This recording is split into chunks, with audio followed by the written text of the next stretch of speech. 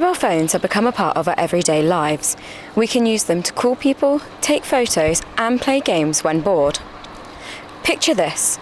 You're driving home and get a notification on your phone. You pick up your phone and look at the notification. It only takes a couple of seconds. According to Norfolk Police, these seconds are not as safe as they seem. Part of the roads policing team, we want to try and minimise the amount of people killed and seriously injured on the roads. We do that for a number of things, and one of them is targeting 4 main offences, which are called the Fatal 4. So speeding, drinking, drug driving, not wearing a seatbelt, and also drivers using their mobile phone. So that's one of the Fatal 4 and one of the main reasons why people are killed and seriously injured on the roads. We have 2 campaigns every single year anyway, and that we use those campaigns just to highlight to everyone and remind everyone that this is something that people shouldn't be doing. We had the phone campaign, the local phone campaign quite recently. 85 drivers reported in Norfolk. The week after, I went and did an operation in Norwich, and within 2 hours I had another 24 drivers stopped, and I've just come back from one this morning where within an hour I've stopped 10 drivers using their mobile telephone. I've only been stood on this road for 10 minutes and I've already seen 2 drivers using their phones whilst driving. This may not seem like many, but it does break new legislation that was introduced in March. They haven't changed the legislation, they've clarified the word use and said that it's any use of a mobile phone. So that can just be turning it on to check the time, sitting on Pokemon Go, watching social media, just scrolling through your text messages. That's now using your phone.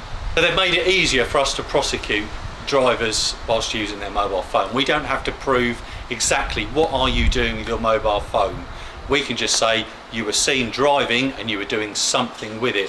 So it's made it easier for us to prosecute, which hopefully will mean that it's better for us and we will be able to make the roads safer. Last year, 126 drivers in Norfolk were prosecuted for using their mobile phone whilst driving. It raises a new question of whether there is a correlation between age and those committing the offence. No, I don't know that necessarily there is a specific demographic. I think if anything, there's probably differing uses. So your older generation will generally be using the phone whilst driving as a phone, i.e. having a conversation like we are now. Whereas your younger generation will more than likely be using it to check a message, update a social media status, or even just something as simple as scrolling down the screen to change a playlist or something like that on one of whatever music platforms it is they're using. So I don't want to say there are more of a certain age group using it. I think it's shared across.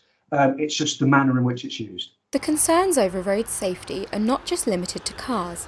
In fact, more recent concerns in Norwich have been about the safety of public e-scooters, such as barrel bikes. There are 580 barrel bikes in Norwich and 89 bays where you can easily leave or pick up a bike or scooter to use.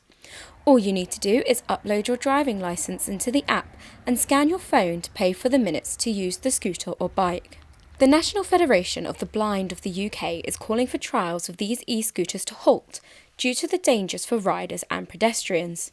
However, research by the Royal Society for the Prevention of Accidents discovered that it is 5 times safer to ride an e-scooter than to ride a bike, stating that the assumption of risk posed to pedestrians is not borne from official casualty statistics. Whilst road safety is likely to remain a long-term issue, it is down to the individual to make the safe decision. Paris Maven Hume, UEA Journalism.